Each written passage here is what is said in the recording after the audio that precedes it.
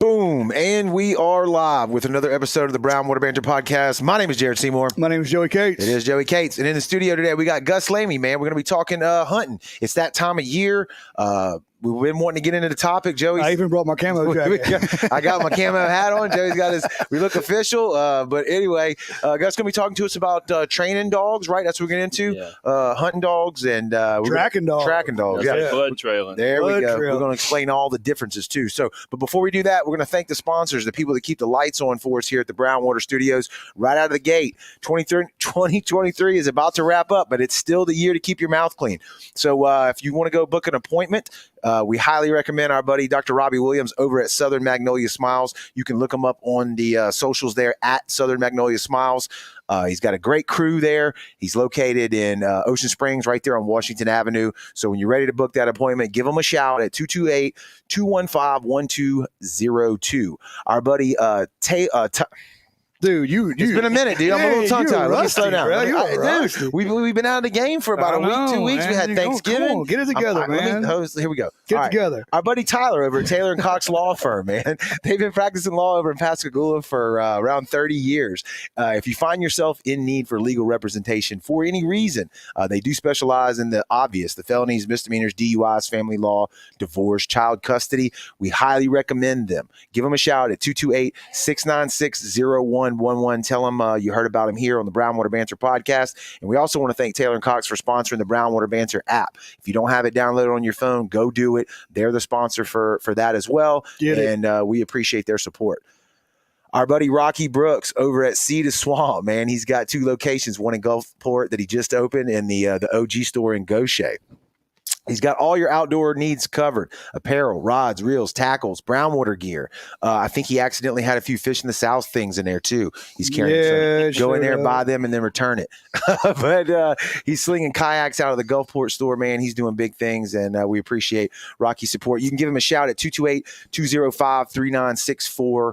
And he's got his big fisherman's tournament coming up in December 16th, I want to say. Okay. Yeah, December 16th. So hit that up. That's always a good time for anybody in need of Christmas. You know, the holidays, some people get it, some people don't. So we're going to help some people out. And Rocky's going to do a good job of it too. Yeah. So what he's talking about is the tournament raises toys for the families that are in need. So it's a great cause. You can look him up and probably get more information on the Fisherman's Tournament just by looking him up on Facebook. See the number 2 and then Swamp. Our buddy Kendrick over at Forever Young Men and Women's Health. If you find yourself on the couch, you want to get back in the gym, but you feel like a big turd and you can't get moving again, check out Forever Young Men and Women's Health on Facebook. Let Kendrick run some lab work on you. Maybe you have some hormone deficiencies. Maybe it's a vitamin deficiency. Maybe you need some testosterone replacement. Put your health care in the hands of a professional and let Kendrick take care of you.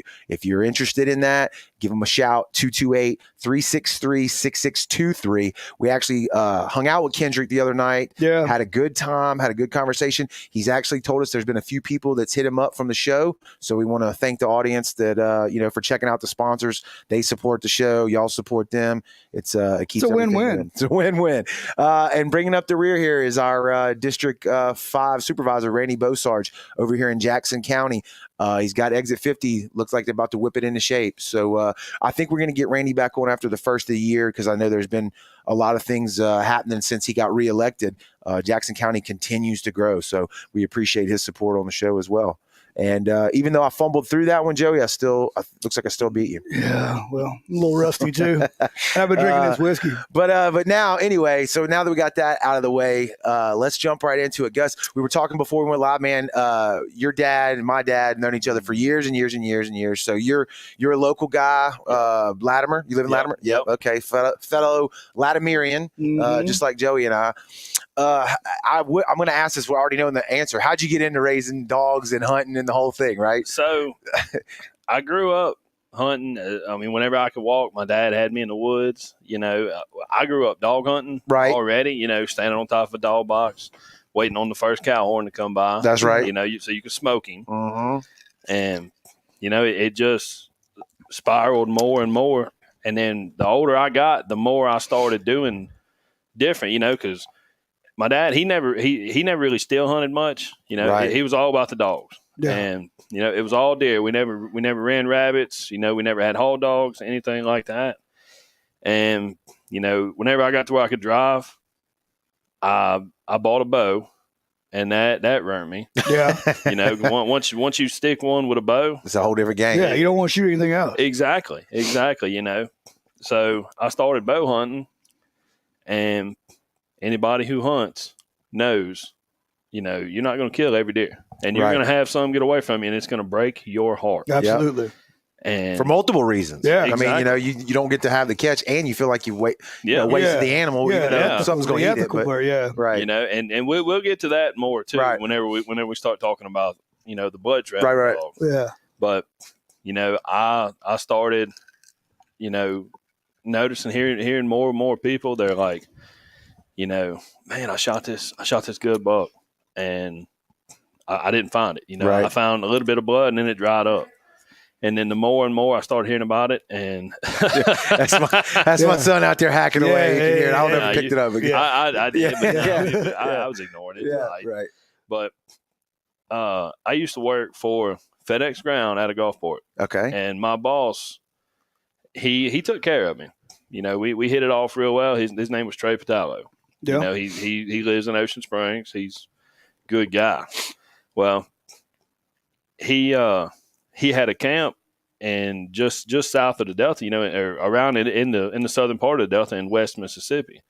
And he had 2 labs. And every time that he would go, he always had them labs with him. And I'm like, man, you really love your dogs. Yeah. Like, I mean, you know, he wouldn't leave them at home with his wife or nothing. I'm like, gosh, dog. Yeah. And, you know, we got up there and his son had shot a deer. And he's like, all right, time to go get the dogs. I said, what? He said, yeah. He said, you think I'll bring these just because I love them? I said, wow. And as soon as he put it down, he had a tracking machine and put his tracking collar on the dog. Right. And she went in there, and, I mean, within 2 minutes, she was sitting on the deer, and she was tearing that thing up. I mean, like, because she got her ass tore up by deer growing up. Right. And she never forgot it. Exactly. She gets her licks back. Yeah, absolutely. Yeah, she's I'm on every one of these. Yeah, exactly. You know, if you don't get to them quick enough, she's already ground it up for you. You know, you ain't got to take it no process. Right.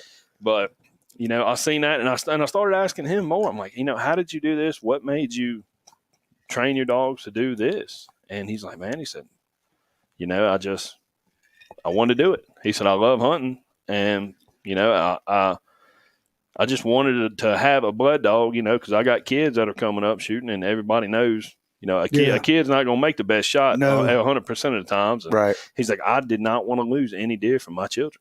Yeah. I said, well, that's a good reason. And, you know, it inspired me to where I started looking into it more. And he's like, you know, and I told him, I said, well, I'm going to get one, and I'm going to do it, you know, because I just watching his dogs work, I was hooked. I was just absolutely hooked. Oh, yeah. I mean, the stuff that they do, like the competitions, especially bird dogs. Now, the blood training is probably the same way. Mm-hmm. But those bird dogs, the competitions they put them in and how they do that stuff, it's unbelievable. Just watching them perform. Yeah. I mean, it's insane. Well, to have a dog listen to you, your every move. Like, you know what I'm saying? He just goes off of whistles and yells or whatever you do to train him. And for them to be that smart to know what you're talking about. You know what I'm saying? Yeah. And so I started talking to him about it, and he's like, man, he said, get your bird dog.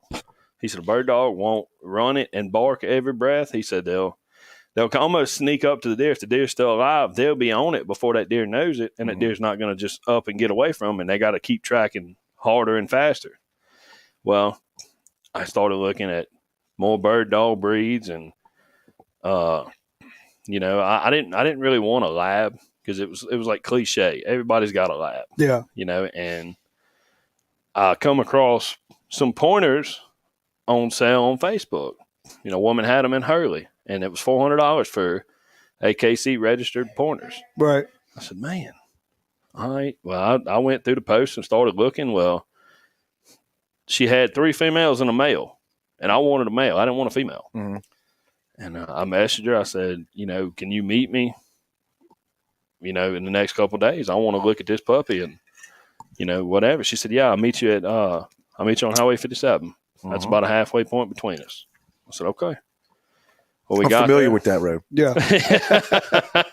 Being that's where we're at. Yeah. But I met her and looked at the puppy and immediately fell in love. Mhm. You know, I said, all right, you know, and got him, brought him home, you know, got him acclimated to the house. And I got him at 7 weeks. And at 10 weeks, I started with the blood trailing.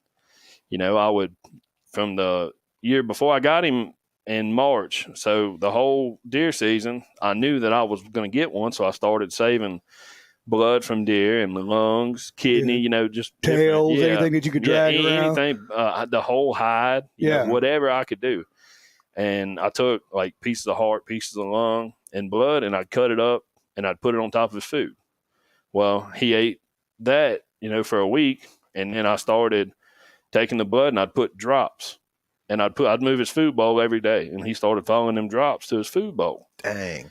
And after about a week of that, I'd put it in the yard, and I'd put some blood in like a water bottle like this, and I'd dilute it down, you know, to where it was real thin, it just enough for the scent to stick. Mm-hmm. Yeah. And I'd take it and I'd just drip it and walk through the yard, and I'd put it like a tennis ball or a toy or something, and I'd put it there with a little bit of blood on it, and you know, because he loved tennis balls. Well, he followed it, found his tennis ball, he found his treat. You know, and the older he got, the further these tracks started going. And, you know, from March to October, whenever deer season opened, he was ready. I mean, he had never been on a live, hot track, but, I mean, he'd go 400 or 500 yards. I'm walking through these thick-ass gallberries, you know, trying to train him. And, you know, he'd find it every time. So the first one we went to, and I'm nervous. I'm like, man, what if he just absolutely craps the bed on this? You know, makes me look bad. Oh yeah. And you know, first one he goes to, he goes right to it. I said, oh man, this is the home stretch right here. Yeah. Well, on like the third track, we were going down the road, and I learned not to put a dog in the back of a truck anymore, because the road had like bumps in it, like washboard bumps. Yeah. And he had his paws on the side looking over the side. Well, whenever he did, he come out the back of the truck and he landed on his hip. Yeah. Well, you know, a week later, after I realized he wasn't just faking, I brought him to the vet, and he had to have it. He had dislocated hip. Well, I had to cut the ball off the bone and basically wire it back in, you know, and fuse the bone back to the ball. Man, so that sounds cheap. Yeah. Oh yeah. It was a. There went that $400 investment only, right? Yeah. Yeah. Well, when you started this, did you know how to train these dogs prior? I had no clue. Okay. Where did you pull your information from? All from Trey, the one who had the labs that I went to his camp. Yeah. with. Okay. So he kind of. Yeah. He kind of coached me through it and everything. Well, back to him 2 months later, you know, it's still the deer season, and he's back up on his feet. I said, well, you know, we'll try it again. And I got a call to go. A guy had gut shot a deer. We'll go to it, and, you know, the first track back, right to the deer. I said, man, he didn't lose it. He's good. I mean, everything was great. And did you say how long he was out for? 2 months. 2 months. He was down for 2 months. Yeah.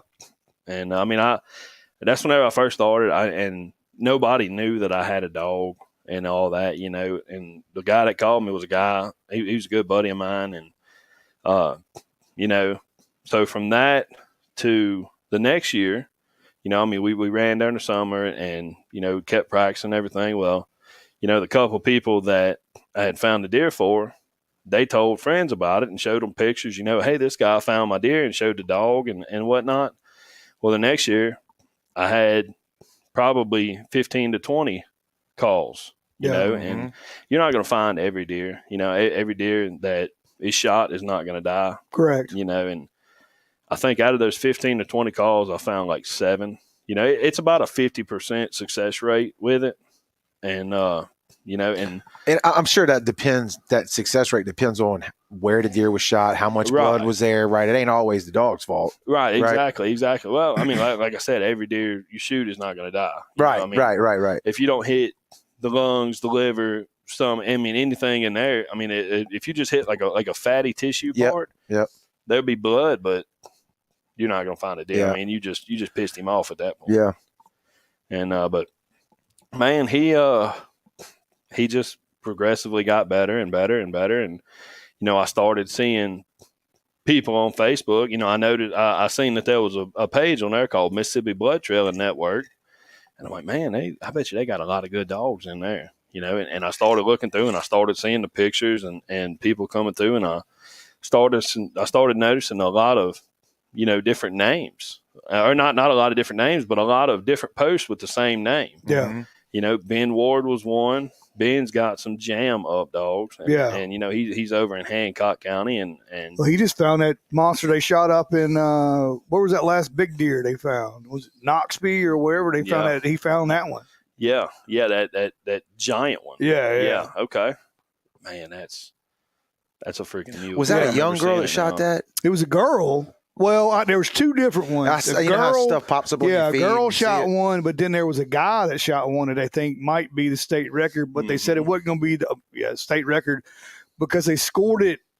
It wasn't a non-typical. It was something weird they scored it as. I can't remember what they scored it. Mm-hmm. And we got the dog in here. If y'all wonder what we're looking at, the dog. There he is. Come on. You can see him right there on the camera. Yeah.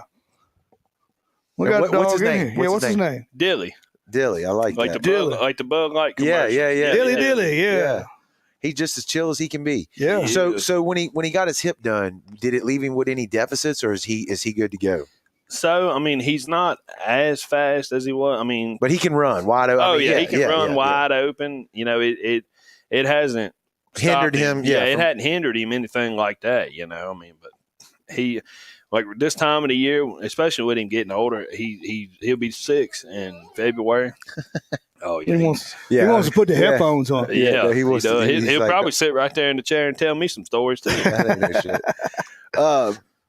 He'll be 6. You said 6 coming up. He'll be 6 in February. So he's getting about mid-age, huh? Dogs but usually. His this cold weather. It gets especially with that injury like that. Yeah, that arthritis will start eating him up, and I started noticing in the morning times on these cold mornings. Usually he beats me to the door every morning, and now I notice he just kind of start. I can see a little bit of a limp in it. Got a little limp, he ain't bad though. Yeah, but it's cold, like you said, and I bet when he smells the blood, that probably changes his whole demeanor. He ain't worried about that hip anymore. Well, I've got a Garmin handheld tracking machine, and I got a Garmin tracking collar for him. I bet you put that sucker on. You just barely hold this collar up like that, and he's at your feet whining. That nub's going 90 to nothing. Yep. He knows. Yeah. So it sounds to me like you grew up the same way as far as hunting is concerned, kind of like I did, and like I mentioned at the beginning of the show, our dads know each other. My uncle, our families know each other. Right. I grew up hunting the same way with dogs. Dogs. That's what we did. We didn't. I never still hunted. Come here, Dale. Ever. We always there he is. We'd always put your hunters out and then run the dogs through them, try to kick something up. Yeah, you surround a block, correct, with walkers or hound dogs. Yep. Yeah. So you grew up that same way. Is there any difference between those types of dogs that are just sniffing for the deer and this blood trailing like what you trained him to do? Is there any difference? Yeah. Okay, can you explain that? So other than the obvious that he's smelling blood, right? But you know what I mean? But dogs like that, they're trained to smell a deer, chase it, and whenever the scent gets hot, they are barking every breath, chasing it. To where with him, if I turn him loose on a food plot where a deer's been shot and there was 15 other deer on there, right? There's a lot. There's 15 different scents around there, but he's only going to stick to the one that's either got blood on it. And another thing, whenever a deer is shot and mortally wounded, shot through the lungs or whatever, right, shot through the gut, a lot of times they won't bleed. The organ will cover the wound, and then the blood won't come out, bleed internally. And it blew my mind whenever I figured this out. But whenever a deer is shot like that, it secretes a pheromone through his hoof, through his gland in his hoof. And that's what that's what these good blood dogs will smell. Okay. So it's like adrenaline. When you get shot, your body releases adrenaline, and then that's what the same thing they're looking. They're not smelling the blood; they're smelling the hormone or pheromone. And that's, within 5 minutes of being on a track, I can tell you whether the deer's die, gonna die or dead, or if you just clipped a toenail. Yeah. Right. Something like that. Just something that's not fatal. Well, that makes sense. The part what you said about him being able to discern the difference between 15 different deer scents, and then obviously pick up the smell of blood or lung or all of it, whatever it is, and he knows, hey, no, I'm not going that way. I'm going this way because this is what I'm used to. Is there any difference in the way he trails a deer when a regular dog smells a scent? He's barking, like you said, pretty much the whole way, so that the hunters know where he's going. Does he stay silent longer, or as soon as he get? The only time he'll bark is if the deer's alive and if it's a buck.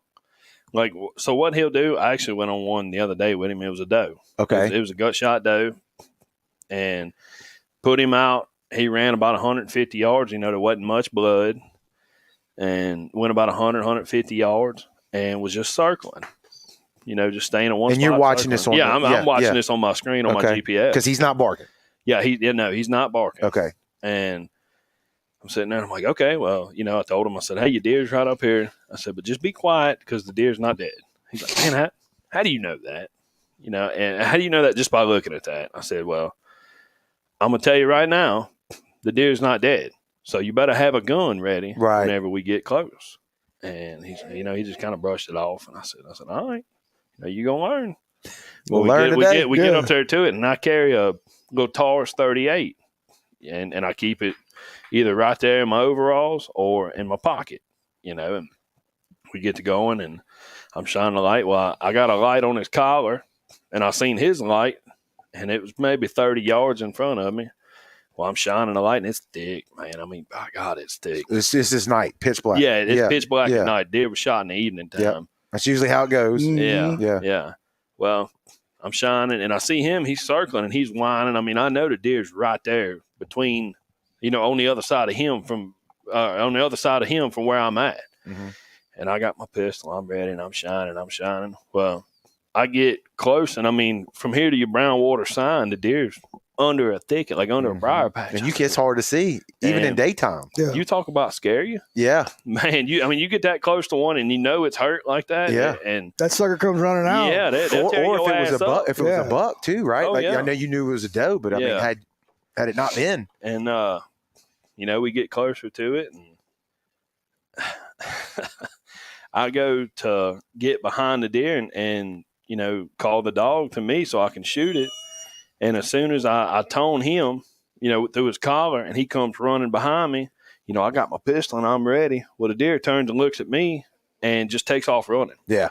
He saw the gun. I said, yeah, exactly. She saw the gun. Yeah. You look up at a gun, you go, what the hell? Yeah.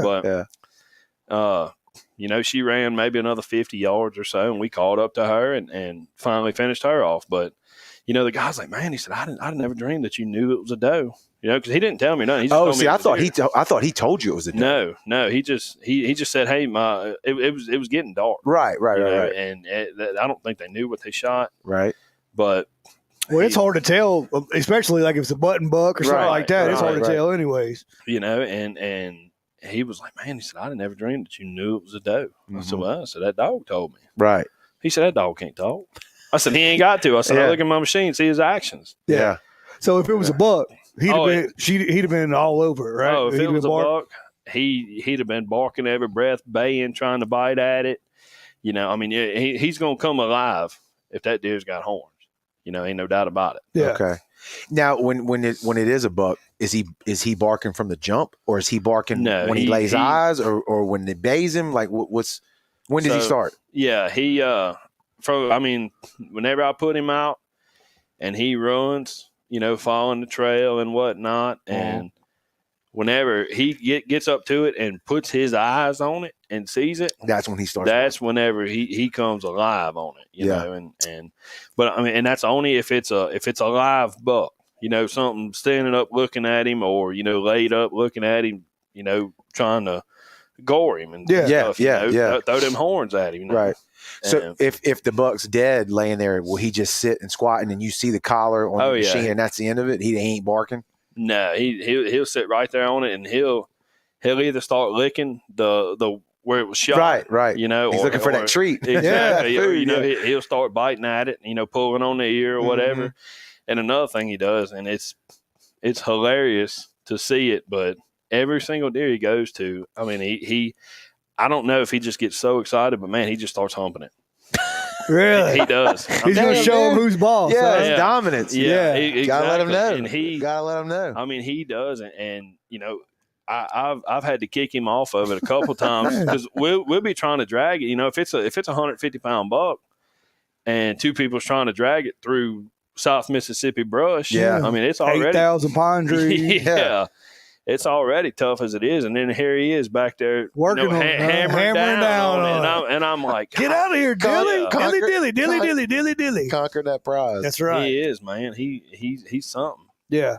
But well, you bring up the thickness. Do you put him in like a vest or something like that? Is he running a vest or anything like that, or he just goes wide open? He just goes wide open. Dogs can go through that stuff like it ain't nobody's business. Does he ever come up with? I'm sure he's got briars and everything else. They don't bother him. They don't give a damn. He's come back a couple times, to where he's had blood on his side, and I'm like, man, I said he must have rolled on the deer, and then we get home and.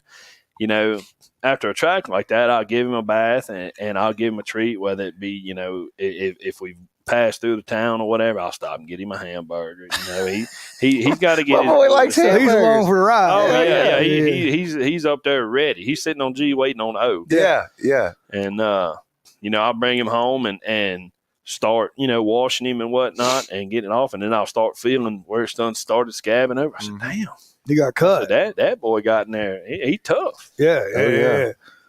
He don't look tough right now. He's laid up. Look at him. He's resting. Yeah, he's resting. So a lot of the I know a lot of the duck dog training that we've gone through or seen.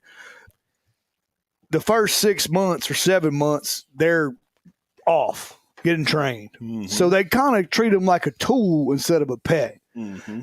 That one's kind of both, right? Is he a tool or is he a pet? He's a good happy medium. Yeah. He every night he sleeps inside. He's got his little bed right there. Yeah. He comes in there, he wraps up in a blanket, he lays on his back and puts his feet in the air. Right. Yep. And that joker will snore like a freight train. Yeah. But, I hear people, they're like, man, this dog here, he's a work dog. He's a tool, just like you said. Yeah. They'll put him in a pen, won't spoil him, keep him to where he knows strictly work. Yeah, but though, you're kind of like a special situation with just the one. Most of like the way we grew up. Yeah, my uncles had 10, 15 dogs. They had curs, and they would all you can't pet them. Their only purpose was to run dogs. Well, and that was it. They sit outside. They pack up, right? Even when they're in pens, right? They're the gang, and then the owner is the alpha, right? And that's what they love is when it's hunt time, right? Oh yeah, that's their version of getting petted. You know what I mean? But it's not like you bring them in and let your kids play with them. Well, it's not that kind of dog. Exactly. And at that many, I don't think you could. No, right? No. Like 20 dogs just running around. And definitely coming out. I mean, you've got to have a pen, right? And you've multiple pens. Yeah. Well, yeah. And you've got to have like damn near trough feeders in there for them. That's them jokers will eat. Yeah. Oh yeah, they eat you out of house and home. They will, and that's why Grandma had the scrap bucket. So anything you didn't eat, you went straight to the scrap bucket.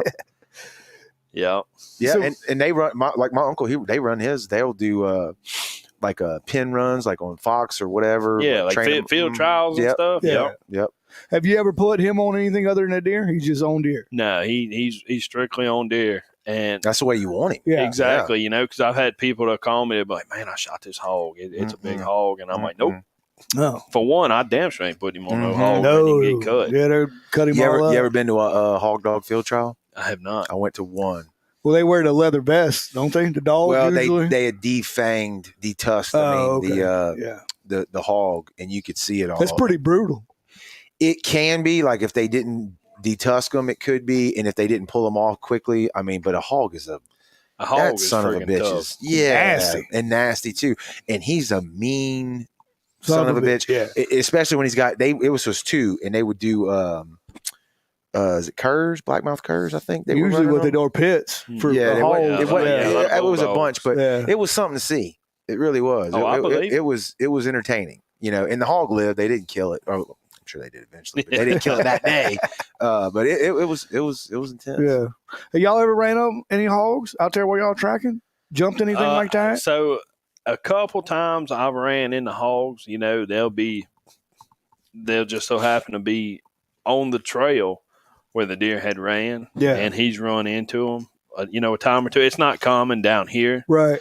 You know, but man, coyotes. Coyotes is a big thing and that son of a bitch hates a coyote. I don't blame him. I hate him too. I went to one. Well, I'm sorry. No, go ahead. No, go ahead. Yeah. I had a track one day, and it was for a good buddy of mine over in Dalbyville. Well, where he shot this deer, it was a real swampy area, and it was Halloween, like I think it was two or 3 years ago, and we had a lot of rain. Well, he shot this deer, and it was a friggin' nice deer for the area. And he's like, man, he said, I didn't find my arrow. He shot it with a bow. Yeah. He said, I didn't find my arrow. He said, I know I hit him. I seen him run off with it, and I don't know where I hit him. I said, okay, you know, well, we'll do what we can. And the deer was standing in water whenever he shot it. So there wasn't no blood to trail or anything. That was kind of like going to be one of my next questions, where you're going with this. And the deer ran off, and like I said, there wasn't no way he could track it, you know. So we come in and, you know, we're walking through water. Well, you know, I'm watching him, and he's circling one spot, and then he'll go to another one, and then go to another one, and I'm wondering, I'm like, man, I said, I don't know how he's going to do this, you know. Right. I'm water's like the enemy. That exactly that blood is already spread out, dissipated. Yeah. You know, and I started noticing he was, because he circled this whole area, just hammering it. And then I started noticing he went back to a spot 2 or 3 times, and then he'd go to the next tree and he'd smell it. He'd go to the next tree and smell it. And I guess where that deer was running through, either the blood was hitting the water and splashing on the tree, or the blood was splashing on the tree. And he was just going to each tree smelling it to see if the deer had went that way. And after about an hour and a half, so he was eliminating the possibilities. Exactly. Yeah. And I didn't figure all this out. I'm like, man, you know, we're just going to stumble across this deer, and the dog's just going to help. Yeah. And then I noticed, like, he was doing this, and I'm like, man, there's no way that he's smelling this deer off of these trees like that. And then, I mean, we come to one, we found where his arrow had broke off. He had a luminoc, and it was under the water. Glowing. Yeah, it was glowing under the water. I'm like, Yeah. man, look at this. Well, next to the tree, sure enough, there was blood where the deer had brushed the tree and I guess broke the arrow Maybe off. that's why he was hitting the trees. Was to try to that's get the arrow exactly off. what it was. Yeah, okay. And you know, he was brushing those trees, trying to break that arrow off. You know, pull. He had a hell of an ant biting him. He was trying to get it off. Get off of it. And man, after an hour and a half, I heard him. He had got about 80 to 100 yards from me, and he come alive, barking, you know, whining, squealing, just excited. I said, damn. You got him. Yeah, he's a buck, too. He's there. Yeah. And I knew he was a buck. And I was thinking, I'm like, damn, I said, that son of a bitch is still alive after this long. Yeah. So we get over there to it, and the buck's laying there. Dilly's, you know, he's coming back to me. And, you know, he was probably 20 or 30 yards from it. And the closer we got to the deer on the backside, we noticed so much was already ate. Coyotes had found it in an hour and a half time. Yeah. He was going crazy over the coyotes. He was fixing to tear their ass up because they was taking his prize. Yeah, exactly. Yeah, exactly. But the bad thing is they run in packs. Yeah, and that's the thing. And he ain't got a whole lot of ass on him. No, he don't. Well, it don't matter. And he's not a fighter either. Yeah, he's not a fighting dog. Have you ever watched those like Nat Geo videos of like them big ass lions? They don't mess with hyenas or pack dogs, wild dogs, because there's too many of them. Yeah. They surround them like gnats. Yep, Yeah. can't handle it. So that's crazy. So he got 8, and then when he was coming back to you to tell you, he was going to tell you all about it. Well, I mean, by the time I heard him like this, you know, I done fell in the water one time trying to get to that son of a bitch. So it's cold, and I'm soaking wet. You know, I'm already pissed off. Yeah.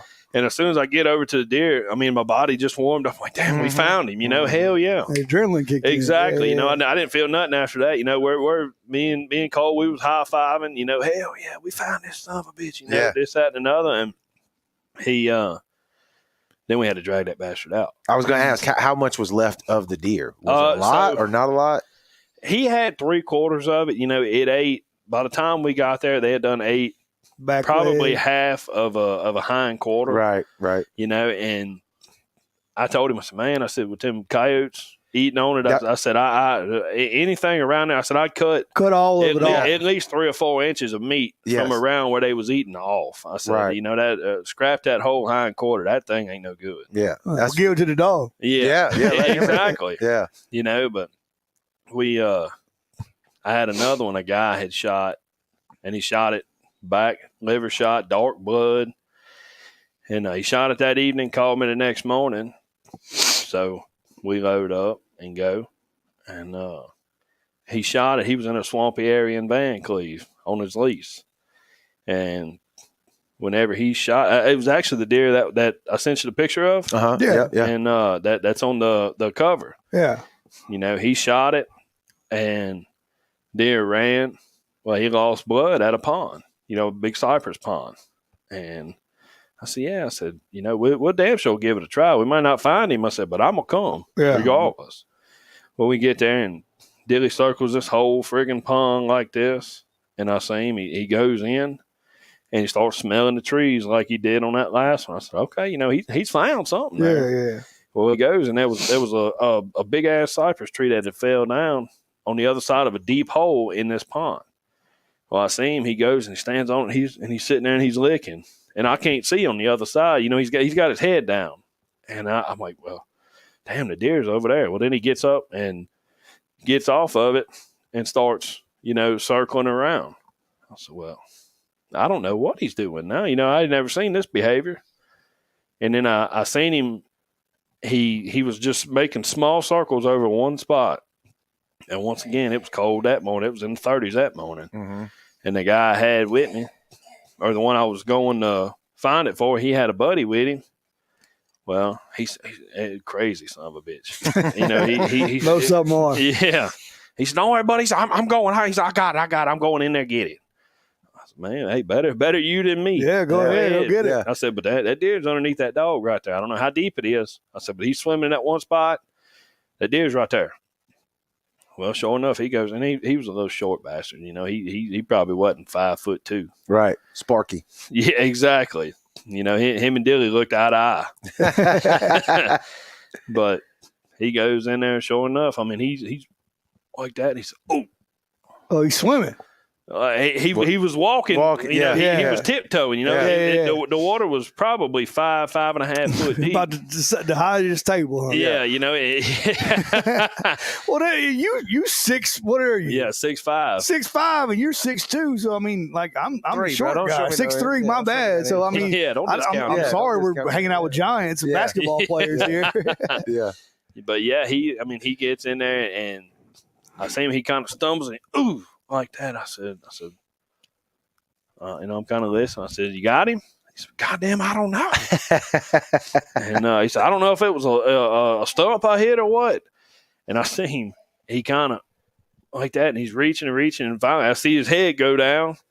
I said, well, damn, he's just going to have to drown. I ain't going to get him. I ain't going to get him. He knew what he was getting into. And then about that time, I see him. He comes up, and he holds the deer. Like he had done picked it up off the bottom. He's holding the horn. He said, I got him. Mm-hmm. Wow. I said, son of a bitch. And it blew my mind because, I mean, hell, he was sitting there in that one spot like that. I said, man. So he found him in the water. Yeah, he found him in the water. He knew where he left land last. Yeah. You know what I mean? Yeah. So what I think had happened is that deer went and laid on that on the side of that tree where that tree had fell down. It was a little island there basically, and either regained some strength or tried to run off and fell in the water and was trying to get back to land.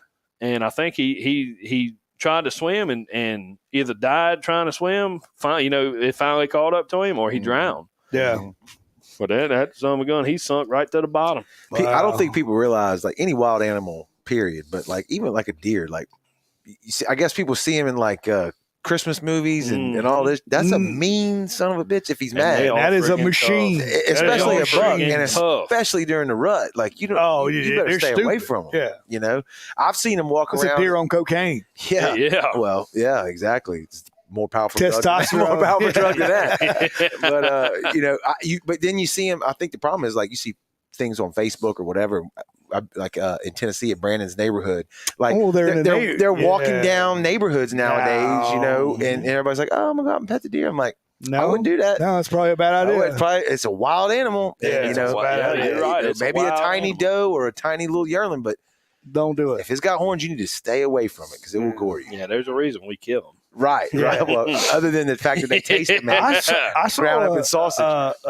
A statistic today that says Mississippi per mile has more deer than any state in the United States. It's 3 deer per 30 mile is what the statistic said. That's hard for me to believe. Yeah. I mean, I'll tell you another one I heard a long time ago, and this might be totally made up, but we have the most gators, I think, over in Pascagoula, in the Pascagoula River per square, like when you factor the number versus how condensed they are, and that makes a little bit of sense. But Mississippi, though, you always think of Louisiana or Florida for gators. Yeah, especially Florida. Yeah, right. But I think it's like per square mile or whatever, and that might all be totally made up. So Google it and then send us an email about how stupid we are. Yeah, but what right? But the thing about what Mississippi, like, we probably got a lot of deer. I guess we just don't have these big deer, right? I know, no, we don't have big deer down here. Yeah. If you go to the Panther Swamp, you go to the Delta. Right.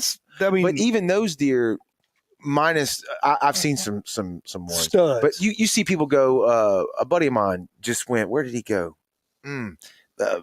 Up north. Nebraska, Montana, Missouri, maybe. I wish I knew. He just sent me the photo. Anyway, but they just have a lot bigger deer consistently than we do all the time. So I don't know if it's a it's the food source up there too. Yeah, it's the food source and the stress on the deer. Correct. Correct. And down here, that's why we don't have any deer, because there ain't no woods. Exactly, the woods is gone, and there's a whole bunch of woods that we just cut down right here. Yeah, there's a bunch of deer all over the place. There's deer where you don't even think there's deer, and you're talking numbers versus size too, right? We may have the numbers, tons of does and all that kind of stuff, but not large. But then James sent us that video. You got brush goats. Yeah, gallberry goats. Yeah, what we call them. In your opinion, if I shoot a deer and I know I hit it, how long should I wait before I go get that thing? So. Let's say, or is there anything we can do to help you out? Yeah. So if you shot a deer, let's say you shot one at 5 o'clock. Yeah. You get out there. I mean, kind of rule of thumb is give it 20, 30 minutes. Right. After you shoot, especially with a bow. But I mean, with a gun, if you don't see it following the plot or wherever you're hunting, just let it be, give it 20, 30 minutes, and then go check your shot site, see if you got hair, blood, bone, anything like that. And if you call me, I'm going to ask. I'm going to ask, what'd you shoot it with? What'd you find? Well, that was my next question. When is it appropriate to call you? So if I get to the plot and all I see is hair, no blood, there's no sense of calling you. No, that's whenever you do call. You think there's no blood, just hair. Call you, or if there's blood, or you call me, and if it's white hair, generally it's going to be a belly shot or a brisket shot. And I mean, I'm gonna come. If you want me to come there, wherever you're at, if I'm available, because I work at the Bucks Fire Department, so if I'm not on shift, or if I'm not handling my new baby, then I'm on the way. But if you find no blood, just hair, especially brown hair, because I mean that's in the body somewhere. Yeah. Hair means you hit them, right? Exactly. I mean, that's what you're saying. Yeah. Exactly. Yeah. And I'm gonna come. Yeah. And then probably more than likely he's gonna find the blood that maybe you didn't see, right? Or maybe that was 20 yards off. That's from the another hair. thing. So on that machine, it drops a line. I mean, it's like he's walking with a bucket of paint. and it draws a line wherever he goes. Mm-hmm. So all you do is just put the machine and point in the right direction and walk behind it. Yeah, he and you know, a lot of times I like to walk the same trail that he went in, just to you know, I mean, he's found over 100 deer. You know, I know I'm very confident in him to find deer. But you a whole lot bigger than that dog. Right. So. Right. That's why he's following behind. That's yeah, what I'm but saying. it's thick in there, though. Oh, you know yeah, a lot of spots. And I mean, if I come up on a briar patch, I'm going not around. I'm not going through it. Yeah. You know, but I like to follow his trail and look for blood, you know, look for anything that indicates a wounded deer, you know, and sometimes I'll find blood 15, 20, 30 yards out of the shot site and that the hunter never seen. And they're like, oh, man, you know, maybe I did get into it pretty good. You know, and I'm like, yeah, you know, that's why you call me. Right. You know, for what you can't find, he will. What's the technology like? Because I haven't dog hunted in a long time, and I know, like we talked about, this is a little bit different. But when I was 12, 13 years old, it was the radio collar with the big whip antenna. And yep. And I've seen a little bit of the new stuff, but talk to us about what it was to what it is. So, growing up doing it, you know, I was young whenever the first Garmin tracking machine come out, and it showed the screen. You can have a bird's eye view to where it showed like green where the woods. It looked just like if you popped up Google Maps. Mm-hmm. You know, that's exactly what it looks like. You know, but before that, like you said, the beep beeps, and you had to ride around. You'd burn a tank of gas and a case of beer looking for one dog, and lose half your dogs on the way over. Yeah, ain't no doubt. And you know, now if he's sitting right there, if it's pitch black, I can't see nothing, and he's sitting right there with that collar on, I can get within 5 feet of him. Right. You know, and at that point, I mean, I'm there. He's up now. He's ready to rock. Yeah, he's back with us. He got his little power now. Yeah.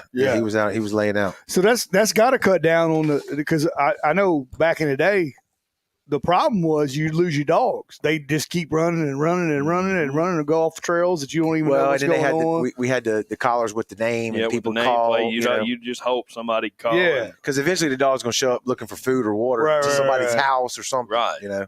Then you had to go all the way and get him. But now you can find him wherever he was. There's very minimal of dogs lost. You know, you may have a collar malfunction. Right. That'll kind of adhere you to finding them, but you know, the technology nowadays, it's insane. Yeah. You know, I mean, it's awesome.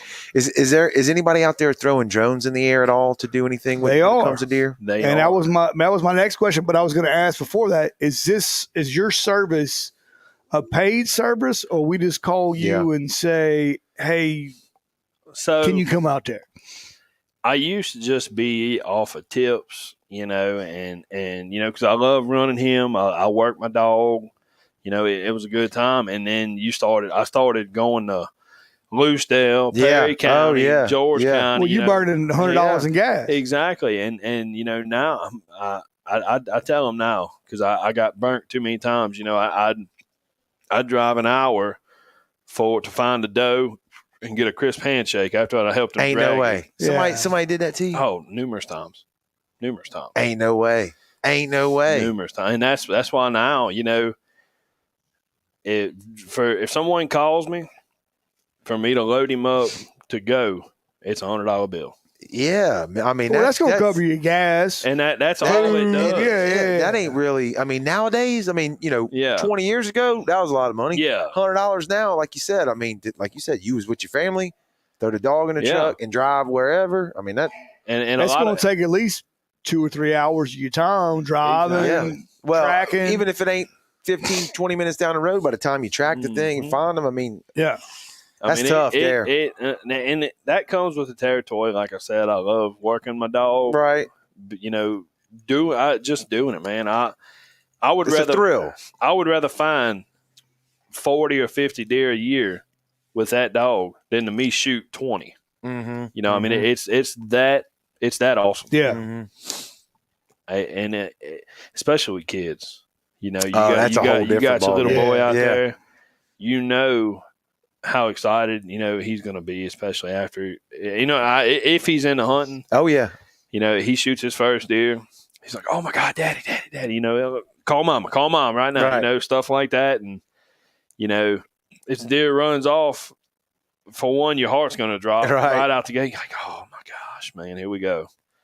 And, finding kids' first deer. Oh, that's the greatest thing. There's nothing like it. Yeah. Joey's oldest daughter just killed her first. Yeah, over Thanksgiving holiday. I don't think I asked you. Did she drop him? Her? It was a doe, wasn't it? Yeah. So did she drop her? Donnie Moran. Yeah. You know Donnie Moran real well. He invited us out there and then had like 4 or 5 deer on the plot. And there was one that walked out and she shot and she missed. I was like, oh, you know what I'm saying? Like, this is not going to be good. Yeah. Because usually where I hunt, you shoot. Scatter, You shoot, they're gone. All right. So 30 minutes later, doe walks back on the plot. I'm like, all right. Goes to the first feeder. And I was like, look, you missed. So whatever you got to correct it. And we had a scope with the BCD. We had to drop on. How far you think she was shooting? She's probably, that first feeder's probably 50 yards. Okay. And I think she shot under it. I don't know why she shot under it, but it's weird when you get in that shooting house. Of course, you want to try to hold it to get the gun for them and stuff like that. Yeah, she's nervous. She started laughing, like cracking up laughing. I'm like, "What is wrong with you?" Before she shot? Yeah, she just started laughing. Well, she's like, she's nervous. So she shot. Boom! All her nerves went out the window. Right now we're good. Now we're good. So the other deer walked out. Probably 20 yards behind the feeder. So I would say 70. Ice cold now. 70 yards. Yeah. Boom. She laid it. Boom. Dropped down. 2 kicks. It was done. There you Lights go. out. Yeah. There you go. You got to get that first one out of the way. Yeah. Shot out the way. Well, it was a gun and it was partially my fault because it was a new gun that we had. She hadn't shot it. Right. But some people say that's better because they don't know the kick. What was she shooting? She was a 6.5 Creedmoor. That's Jane's gun. Yeah. So she shot it, and I was holding it. That's a badass round. I like that little gun. It is. It was kind of cattywampus, and I was holding it, and she shot. Of course, it's loud. It's way louder than it is kicking. Right. We went out there after we shot the second one. We knew the second one was dead. It was dead to rights. It was dead as a box of rocks. We went out there and looked for blood. We couldn't find anything. And all the doe, 4 does ran off the plot. And by the end of the day, 4 does walked back on the plot. So we know we didn't kill anything. So and then that last one, we rolled her over. Yeah, that's fun. Dude, it's good times. It is. That's awesome. And even for her, like she doesn't love killing things. Like she's a girl, right? She doesn't love it, but she loves summer sausage. Right. I was like, yeah. I mean, look, every time I've ever shot any animal, I've had a sense of like, I just took a life. Well, like I'm man enough to admit that. Like, okay, but at the same time, it's a predatory. Well, it's a you can't be a prey animal. Serial killer, right? You got to have a little bit of remorse. I mean, you can't just or cry your eyes out whenever you kill. And I felt bad because we shot the first time. And where we're at, there's no cell phone coverage. And I was like, Donnie, I don't know if we hit this deer. I don't think we did, but do you want me to shoot again?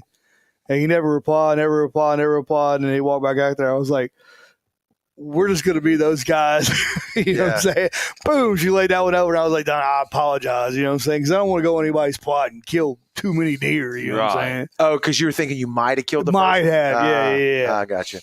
Yeah, no. I think it's respect for the animal and respect for what 100%. You're doing. You know what I mean? Like you said, if you're just out there just killing shit, that doesn't make any sense. Like the meat that we get off this one's going to be summer sausage ground. If we kill another one, it's going to be sausage, and that's all we need for the year. Now, some people go out there and they kill 10, 20 deer and pack their freezer full, but you never eat that much. You're never going to eat that much. They end up giving it, half of it away. Yeah. Now, if you give it away and somebody eats it, if you give it away and somebody eats it, I'm good with it. But if you're just going out there killing deer for killing deer, I think besides in like you're a piece of shit. Besides in flat out. In North Carolina where they paid, they extended the hunting season because so many insurance claims. Mm-hmm. So many people were hitting deer with their cars. They were like, we got to kill them. it happens. The herd management. Yeah, you got to thin the herd. Yeah, herd management has to happen because deer repopulate like rabbits, almost. How long ago was it when they opened up does more so? When I remember being young, you couldn't kill a whole lot of does, and then they pretty much like.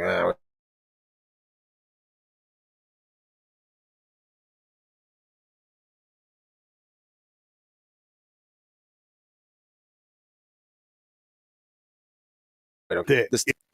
All right, we're back. So we had Debbie Lamey.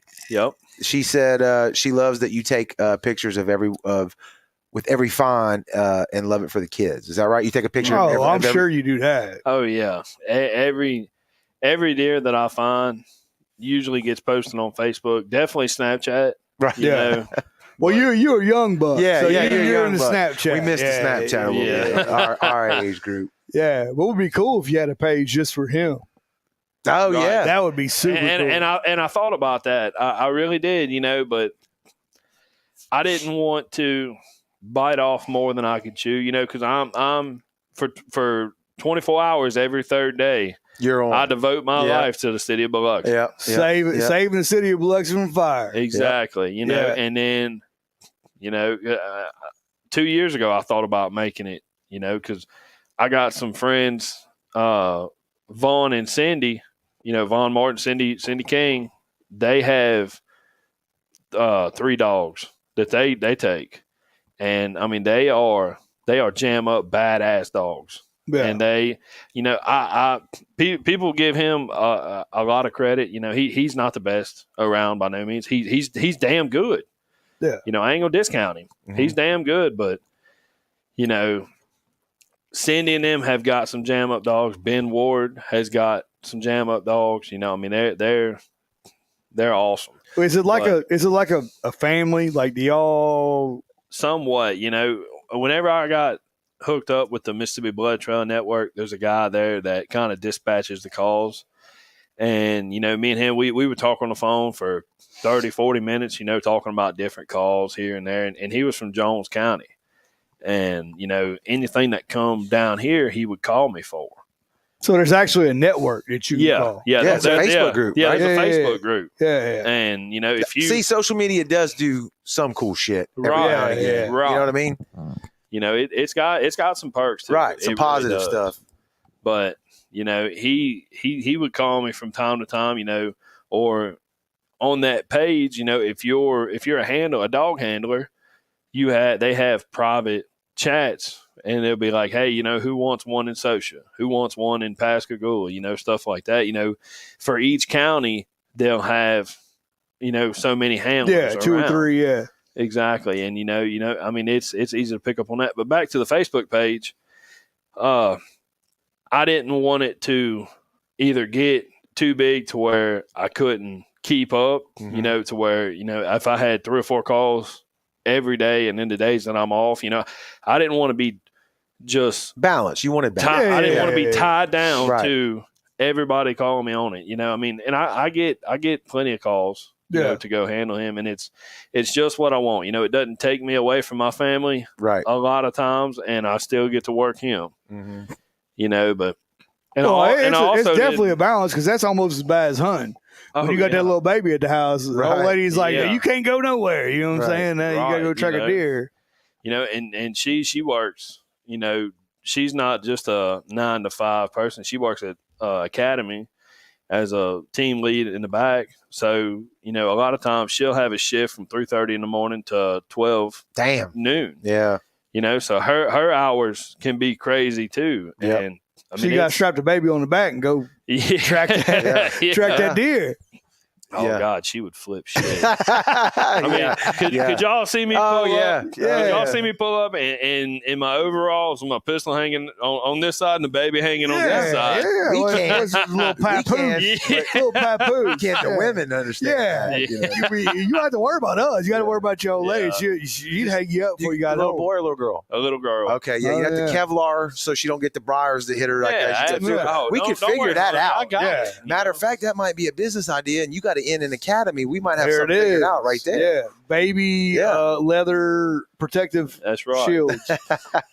Because if Brian gets to that hair, you ain't brushing it out. I promise you. We had some comments come through. I want to hit them real quick too before we wrap it up. Dan said in the 70s and 80s, no does with gun, only bows and primitive weapons. Mm-hmm. Yeah, that sounds about more. I think, Well, that turned into what we have now, where it was only muzzleloader. And then now, I felt like mid to late 90s, it was like maybe one or two a year per hunter. Yeah, now it turned into there's so many does. Shoot all of them. Well, if you're going to let a 45-70, a 444, or any of that stuff into, wheeling. Yeah, any of that stuff into, that's not a muzzle. That's right. not a primitive weapon. Right. Like that's a real rifle. And then Joey, your cousin Justin asked. He said this was earlier when we were talking about Avery shooting the 6.5 Creedmoor. He said the 6.5 Creedmoor and the 270 they get a bad rap. He said, and asking to you, what are some of the most common calibers used when a dog is needed in your experience? Yeah. So that's a great question, yeah, that's a really good question. Probably a 243 if I had to guess. A 243 is a hot one that I go to, and I don't it's. know if I'd hunt with that though, huh? Well, that's a good. And a varmint gun. That's a good kid round. Women round. It doesn't. It doesn't have a lot of recoil. It's more than capable. It's of fast, killing deer. right? Yeah, it is. But you got to put it on the money. Shooting right. a smaller bullet, right. For like me, I would have no problem shooting a 243 deer hunting. But I know how to shoot. I've done it for years. Right. You know where to put it. You put a 243 in the hands of a kid, and I tell them all the time, and I've told my fiance, I'm like, look, whenever she gets old enough, my dad, he loves to buy guns for the kids, their Good first man. guns. And, Good man. Yeah. My niece and my nephew, both of them got 243s, and my nephew shot. No, yeah, and I'm not saying it's a bad gun. Don't get me wrong, but Right. yeah. But they got 243s, and he shot a deer last year with it, and it's he didn't kill it for one. He didn't make a great shot, and it's just right. exactly. You can't expect like you said, he's a kid. Yeah. He doesn't know. He hasn't nervous, done it, and I mean, he knows how to shoot, but he's just not. He hadn't put the time with the gun, and you can't expect him to. And nerves, like you said, like exactly. Your first shaking. I remember the first time I killed a deer, I was scared, not scared, but like you're just so excited, and I every year I go to at least 10 243 tracks, and I may find five of them, and a lot of them show back up on camera, and it'll be behind the shoulder, either high or low, and it's got a little limp. Exactly. Yeah. Yeah. So talk on that, because used to be that's all they recommended for kid was a 243. Now with these other calibers, especially like the AR platforms, a lot of people get mad.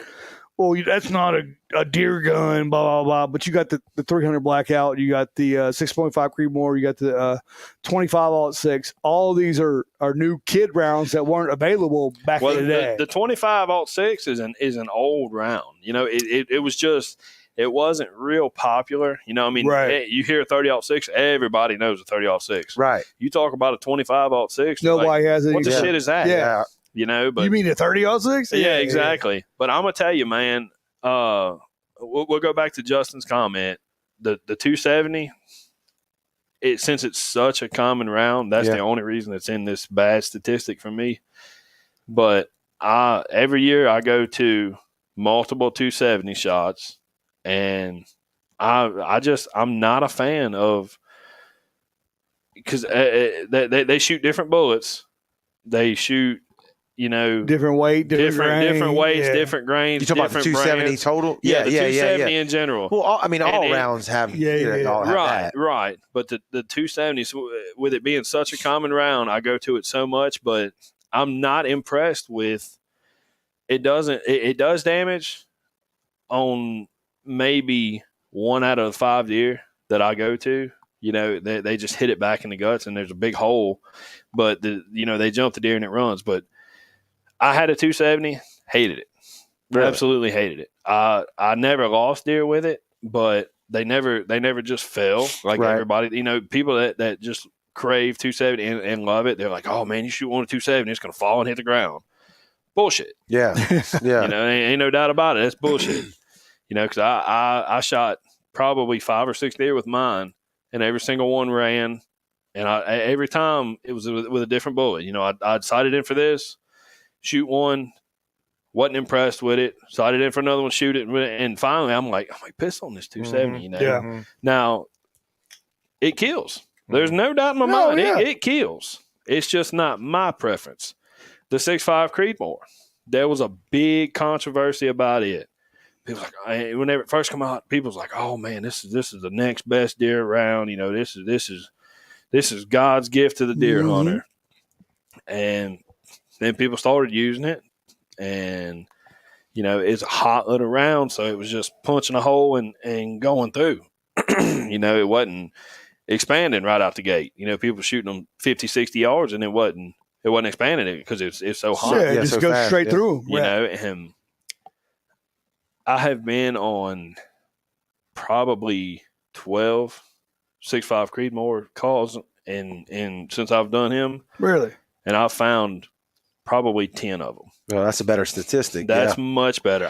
If anybody asks me what I think of a 6.5 Creedmoor, I'm like, go buy it. My son shot his first deer with his 6.5 Creedmoor and blew his lungs slap out the other side. Yeah. It's a video. You can look it up. Anybody listening to this, type in Brownwater Banter hunting. Yeah. And it'll come up and you can see, I mean, it's a massacre on the ground. But that deer ran off and he died. But a deer is a tough animal. Tough. Well, Avery shot hers. It blew the top of, I believe, I know one, maybe both. And you could see the tissue on the ground, and he still ran another 50, 60. Avery shot hers high in between the lungs and the backstrap. Probably hit him in the ribs somewhere. Hit the ground, kicked twice, lights out. It was done. Yeah. When she put a good shot on. Now, it was between, when I was looking for that gun for him, we haven't mentioned it yet, the 6.5 Creedmoor and the 7mm 08. Yep. And they're very close, right? They're very similar. If I remember, we went with the 6.5 because it was the ammo was a slightly more available than the 7mm, and it's a little bit flatter. Yeah, it is. 7mm 08 is it's an older round. Yeah, you know, it's been around for a while. There's a lot of people that's got it. A lot of people love it. You know, I personally, I don't think I've ever been on a call for a 7mm 08. Yeah, and it could just be because less people are shooting it. Could be. Yeah. You know, so I don't have much intel on a 7mm 08. You know, I'm a fan of a 6.5 Creedmoor. I don't own one. Right. You know, but from what I've seen with him, I'm a fan. Yeah. You know, another one that's really kind of blown me away, and I have one, is the 350 Legend. Never shot it. Have you ever seen it? Is there two 350s? Is there a Beowulf and a? There's a 50 cal Beowulf and there's a 450 Bushmaster. Okay, yeah, they got a 450 Bushmaster and a 350 Legend. So the 350 Legend, that's a bigger. It's it's based off of a 35, like a 35 Wheeling. It's so a 35 caliber bullet. You know, it's a little bit small. Like most of your 35s are. Well, that's just a neck down or a neck up. It's a necked up 223. Well, I thought it was a. Are you talking about a 35 Wheeling? A 35 Wheeling's a 30-06. 30-06. Yeah. Now the 350 Legend, it's a 223 case necked up to a 35 caliber bullet. I mean, it's a straight wall cartridge. Like, you know how a 45-70 looks? Yeah. You know, it's round at the bottom, and then the tube going up, the cartridge going up is the same diameter all the way up, and you just got the bullet there. It looks like a damn elephant gun. Yeah. I don't want to shoot my 45-70. You can have mine. I've actually. So how does that shoot? The 35 Legend? Is it the 350 Legend? It's mine. I have one. It's actually in my truck right now. Single shot? Yeah, it's a single shot. H&R? No, it's a CVA Scout. Okay. And I've actually kick? No kick at all? No, really? Absolutely not. And that's why I say put it in front of a kid. Because, I mean, you can shoot a 150 grain bullet, you can shoot 180 grain, 170, anywhere in between. I've got my suppressor on mine, and I shoot 250 grain subsonic ammo, and it is deadly. How can you get the ammo? Is pretty. Oh yeah, it's in every store you go in. Dan says that one of his favorite kid starters is his old 44 Mauler and Lever. Yep, that's good. I mean, it's a 44 Magnum. Okay. Well, if you can find the 44 in an H&R, that's what everybody's looking for. That single shot. Right. 44. I hate that ammo is the way it is. I absolutely hate that. It I've always said if I was president, that day one executive order is every caliber ammo would have to be at a certain capacity on every gun store that was willing to sell it at all. And you times. can own hand grenades. And you can Welcome to America. and nunchucks, which you can already own. Those. Yeah.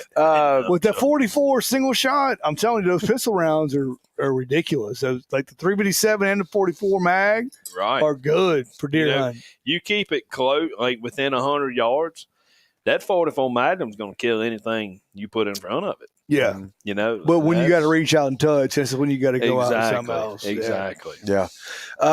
Dude, I'm glad we jumped into the hunting. Yeah. It's been a topic that we wanted to discuss. We haven't done it yet. I don't think. Is it? We've had a couple guides.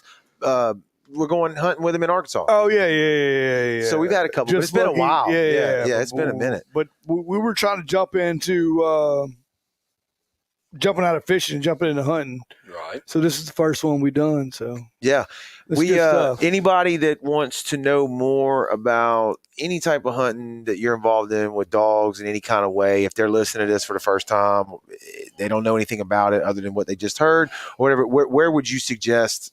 Is there Facebook groups that you mentioned? How can they learn more about it? So, if you're an avid deer hunter in the state of Mississippi, I suggest if you have a Facebook, go and follow Mississippi Blood Trail Network. If you're in the Delta, don't have good service, you're going to have to go to a town or go to where you get service. And if you've shot a deer and you're not confident in the shot, you're not, you're just, you didn't make a good shot and you need help. Get on Facebook. Excuse me. I'm sorry. Yeah, that's all good. Barroom, baby. I'm telling you, man. Them bush lattes. Hey, they're fancy. That's some camo bush lattes. Yeah, they'll hit you. Well, there's a number on that page, right? There is. There's a number on it. But this is on Facebook because I'm gonna look it up right now. Yeah, look it up right now. Yeah, look it up right now. Mississippi Blood Trail Network. All right. It's probably going to show me as following that page. Okay, y'all keep it rolling. I'm gonna pull it up. But that's just that's insurance.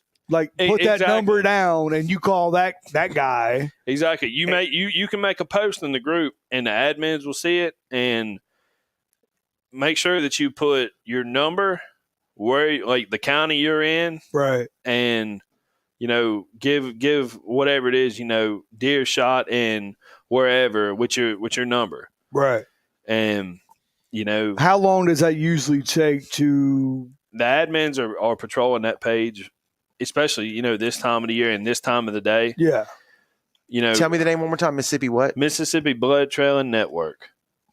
So if I shoot one at dark, I'm going to put it in the Facebook page. Right. They're going to see it. Within 5 minutes, it's seen, usually from an admin. Yeah. They'll put in our little chat, Facebook messenger chats, who wants one for wherever. Like if you shoot one right out the back of this, who wants one in Van Cleve?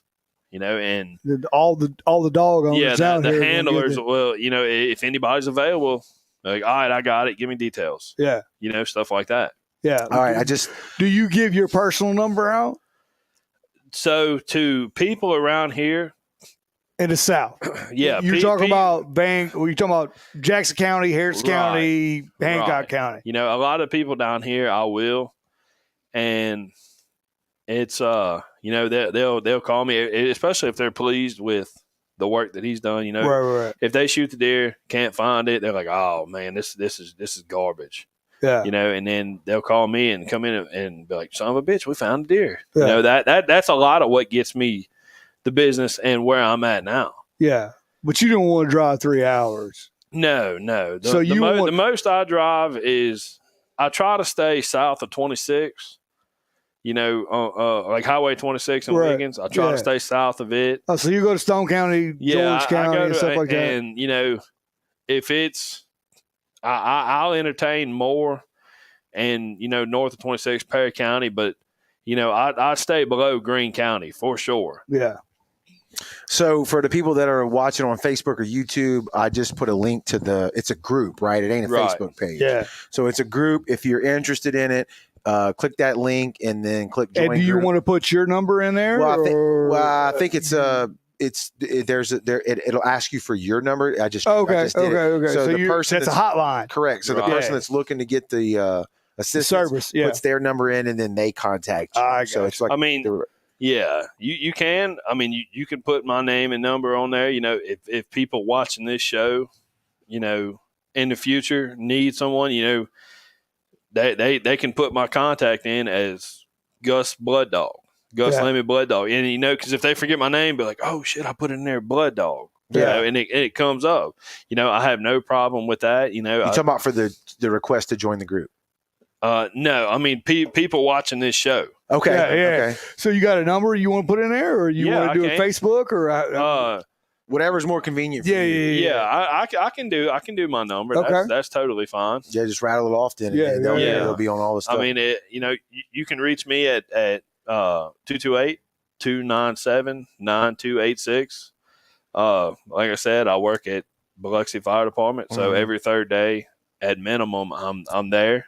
So if he doesn't respond, that's where he's at. Yeah, shoot him a text message and just say, hey, this is what I got going on. See if exactly, and if I can't do it, I got a buddy of mine who he's got a Belgian Malinois who he kind of started blood trailing. He's found a couple here and there, but a lot of times if I'm at work and I get a call or, somebody will text me about it, I'm immediately calling him. You got a network. Exactly. I I got friends who will do it. My mom, God bless her soul, she's went on a couple for me. Your mom takes your dog for you? Yeah, she'll take because she's fairly familiar with the machine. It don't get no more Latimerian than that. Yeah. That's exactly what I'm talking about right there. That's Latimer, bro. I'm telling you, if the shit hits the fan, everybody's trying to come to Latimer. I'm telling you. Exactly. I'm telling you. Mama's gonna find that deer. Yeah. How many deer has Mama found? She's been on a few, and she's found a couple. I mean, she's pulling her weight. God bless her. She does the best she can, because she does she love to do it, or she just loves you? She both. All right. The fact that she's willing to get out of the house with that damn tracker and that dog to go answer a call. That's her and my dad will go, and I mean they're getting fairly up in their age. I mean, I ain't gonna call them old, right? She's watching this right now. Yeah, she's gonna punch you in the head. Yeah, exactly. No Christmas presents for that guy. But man, she between her and my dad, they'll get that machine and turn them loose. And she's a nervous wreck because she loves that dog probably more than me. Yeah, it's probably like a grandkid. Exactly. That's her grand dog. Yeah. And but she doesn't want to see anything happen, but she also knows what he does and loves to see him work. Yeah. It's a beautiful thing. It really is. Last question I got, but before we wrap things up, I'm good. You mentioned at the very beginning of this about didn't want to get a lab because that's what everybody else had, right. And then you mentioned your buddy that's got what'd you say it was? It's a Belgian Malinois. Yeah. Have you noticed any difference in the breeds, like from what you have to what other people have? Is there any? I'm guessing here, but I don't think it has anything to do in a certain spectrum of dogs. It's the training and how you. Right. Approach it. So, my buddy that's got the Malinois, he bought it from a breeder who breeds, drug dogs. Right. So he's already coming from a background with a strong nose. Yeah. But he's freaking hard headed. He is absolutely hard, and he's young. He's 90 to nothing, no matter what he does. Mm-hmm. But he's good. And he's got real potential. See, to where with him, we've run tracks together. He'll smell them and get to them, and then you put that Malinois on it. It's just like watching a German Shepherd, like the videos where they got the armor suit and the German Shepherd, and dude, whenever he hits a deer like that, oh my gosh, yeah. If you don't get to it quick, I mean that's that deer's ass. Yeah.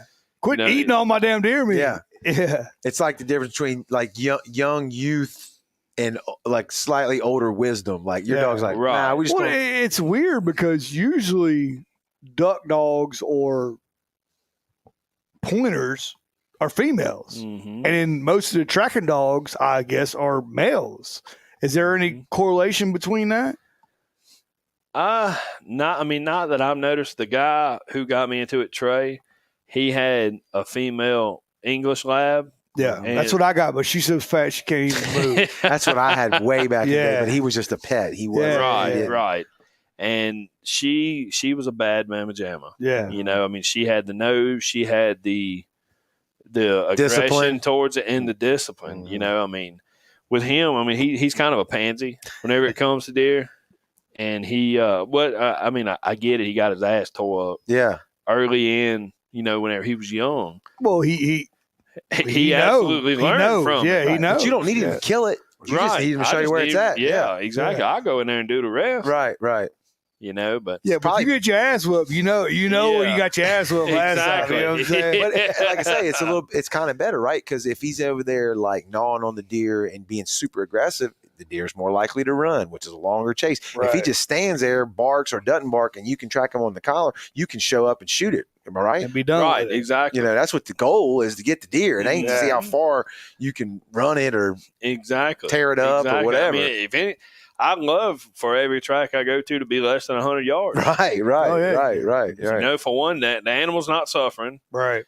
And, you know, I mean, hell, you ain't got to drag it but 100 yards. That's the business. That's what people forget. You got to pull this thing out from wherever it's at. And it usually is not. It's usually not ATV friendly. No. In a lot of spots. You're right. You know. Do you plan on getting another dog after that one? I do. I'm actually, so he's not fixed, and I've got a guy that I work with has got a female, and I actually told him just the other day. You can retire him and stud him? I'm not going to retire him. Yeah. He'll probably end up dying on top of a deer. There you go. Yeah. You know, but it won't be long. I'm going to have a batch of puppies or a litter of puppies with him. And I'm gonna keep one. I'm gonna probably get another male. From him. Okay. You know, I mean, he's for one. He got my damn heart. Yeah. You know, I mean, well, that's my baby too. That's the difference between owning a tool and a dog. Right. You know what I'm saying? And right. And for him to sleep in the house, totally different from any other tool that I've ever seen. You know what I'm saying? Yeah. I mean, you ain't gonna lay down a 10 millimeter Craftsman wrench next to your bed. No, you gotta get out of there. Dennis Adams said in the comment, he said, if anybody needs your deer process, get with Dennis Adams Sr., located in Latimer. You just asked about that. I thought he was I talked to I can't remember this, but I thought he was taking a year off. I thought he was. I don't know. Dennis, hit us in the comments again. Yeah, man. Dennis, let us know if he's not taking it off. And if there is a contact, whether that's a Facebook page or whatever, throw it in the comments, and that way Joey will know and everybody else watching. I'll tell you what, do you use him to get your summer sausage made? I was going to this year, and then I talked to his boy who was in my class. Right. And he said he was taking the year off. So I was like, all right. So I tried TJ, Neil, right there literally 20 minutes down the road right there at Blue, what is it called? Blue Collar, Blue Cattle, whatever it is. I don't know. Yeah. So that's where I went and took mine. So, yep. I tell you what, man, Dennis makes, he makes some good product. Yeah. He makes some good product. If he's got a Facebook page, Dennis, if you get, I think this is his son, I'm assuming, Junior, it looks like. Yeah. Here we go. 348-1136. He'll be back in action in a few weeks. There you go. There you go. I hope I was, he put it in the comments, so I know he's good with me reading it out. Yeah. But if anybody's looking to get a deer process right there, and you got a stamp of approval, so y'all check them out. That's killer. So we're running until February this year. February what, 15th? February 15th is whenever it ends. Yeah. And that'll be when. What does she do in the? He does in the off season. What does he do in the off season? Whatever the hell he wants. I bet. Exactly. So at the house, I live on 40 acres. You know, it's all family land. My dad lives on one side. My uncle lives, and you know, family all in between. My brother lives there. Well, we have 3 ponds, and that son of a bitch hates ducks. I mean, he bird dog. Honestly, he should have been a duck dog. Yeah, because I mean, he's a jack of all trades in the dog world. He really is, because he runs in ponds and he'll get in the field and them like field larks and stuff. The field birds that just sit there and wait for you to flush them up. He'll get there and he'll sure enough sit there and point them. Really? I mean, he does it's in that. his blood. That's in his blood. It is. Yeah, I mean, yeah. it's natural to him. Mm-hmm. Ducks. We have 2 mallards that my mom raised since they was babies. Pets. Exactly, and I mean, you can't go up and touch them and whatnot. You know, Right. if you turn them loose, they kind of got wildish again. And he gives them son of a bitches hell. He'll chase them from one pond to the other, and he knows and they know that he can't touch them. Mm-hmm. Yeah. So they just kind of toy with him. But man, Jason Jones wants to see the dog. We've had him on a couple times He's already. over there. He's shown. sleeping. Can we get him? Yeah, Can we yeah. get him to show on the camera one more time? Hunter, everybody? I don't know how I can't forget Hunter Adams. He's been in my class for 8 years. Yeah. Come We're here. gonna see if we can't get him to make an appearance. We had him on earlier. He Come here. jumped up. Get up. Come on. He's like, man, I'm laying down. He's like, man, I ain't got time for this. Come on. He ain't doing it. Yeah, he looks like he's 90 years old down there. That's Come on. all right. There he is. Let's see if we can. Come get on. him. Don't lay down. Come on. What's this? Debbie is your mom. Is that right? It is. She said, I love my Dilly. So yeah, that's a Come here. grand That's dog. a grand dog. That's a grand That dog. is. Yeah. You just ain't going to get up. No, he don't have to. Come though. here, That's the thing. Dilly, you dang lazy son of a gun. Jason, you're gonna have to rewind the video, my man. We had him a couple times on camera. Come on. Get up here. What's this? Come here. Look, Come on. He ain't gonna do it. He's like, no, I Come ain't on. got time for you. Come on. There he goes. See if you can call him over there to Let's you. see. He's like, come here. Go get him. Go get him. What's that? There he goes. We can see him right You there. see him right there? There it is. Yeah. Yep. Come here. Get up here. There we get go. There we go. There he is. That's the man right there. Beautiful dog. Man of the hour. Beautiful dog. That ain't a tool. You can tell. No, Yeah. he's a pet. He's a half tool, half pet. He is, man. Yeah. Well, look, Gus, man, we appreciate you coming in here. What a great conversation. Got a great dog. Yeah.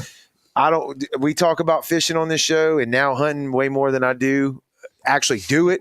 I always want to be honest, but it's getting kids into it and keeping that going for down Right. here, I think we need to. We have to. super important. And if you've never done it, you're missing out because I don't know what it is. It's something special about it. It is. And if you're not bringing your kids hunting or Right. getting them into the woods, they'll You never wasting know. time. They'll never know. It'll die out in time. Well, there's a connection to whether it's the Gulf of Mexico or hunting in the woods. It's a connection to the outdoors and nature. It is. And like I said earlier, it's like a respect for the things that we live around and, the you're animals. teaching them. You're teaching them Yeah, it ain't just to concrete. be good Outdoorsman. Yeah. Good Or outdoors. woman, outdoorsman. We're not going to go conservation. I'm not going to go catch 1,000 white trout, or I'm going to go catch 1,000 speckled trout. Not I'm not gonna- nowadays. Yeah, I'm not going to shoot Right. It's different. 10 deer on one plot. I'm going to do what I need to eat and then watch Right. the rest of them because they're Yep. beautiful and Respect love the to watch. wildlife. Yep, that's exactly right. So thanks everybody for watching on the live, the replays, and on the audio.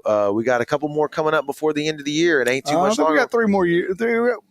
Each week we got one. We got Okay, 3 more another shows. episode. Yeah. So y'all stay tuned. What do you know any off the top of your head that we got coming up so we can let them know? Let me look We at do my a terrible job of promoting calendar. what's coming up. It's always on the after it's out that we tell them. Hey, can I do a shout out? Yeah, you can do whatever you want, Yeah, I man. want to do a shout out to Jake and Nicole Holland. Yeah. Some of my best friends. My ride or dies. We know some of them people. We know Yeah. some Hollands. Yeah. I figured you know. Yeah, we do. Most of them are sorry, but we got to take your word for it. Joey said. Yeah, I tell you, Jake might be, but boy, Nicole, she's a saint. Yeah. She got to Okay. put No, up I'm with them just kidding, Hollands. Jake. I'm just kidding, Jake. Yeah. You good as gold. He too. knows. He You my knows. boy. So we got Circle Hook rum coming up. Oh, that's gonna be a good one. That's local. And then distillery. we got Sunny Silk. So we're going back to the charter boat fishing. Okay. And then we got the week of the 18th and 19th. That's the Baheo. How you say it? Bahia. Sunglasses. Yeah, he had COVID last time we were. And I think we need to squeeze in there. I text you about it, like a little end of year Christmas off the rails. Band. We'll bring Jack in there. Yeah. just some craziness. Yeah, you know. I'm good with so that. y'all stay tuned. It'll be on the Facebook page. We said it earlier this year and never really did a good job of it promoting them ahead of time. But everybody watches the replays and everybody listens to the audio after the fact. That's where we get all our numbers. So that's the most fun. But anyway, thank y'all again, Gus. Thank you, brother. Hey, thank y'all for having me. Anytime, enjoyed it. Yeah, you come back and do it again. Yeah, absolutely. All right. I was nervous as hell coming on here the first time. No, you did great. And now I'm like, now it'll be a whole different story. It's easy, man. Sitting on G, waiting on O, like baby. kickball, baby. We do it all day long. That's right. All right, y'all keep tuning in, and we'll keep doing it, man.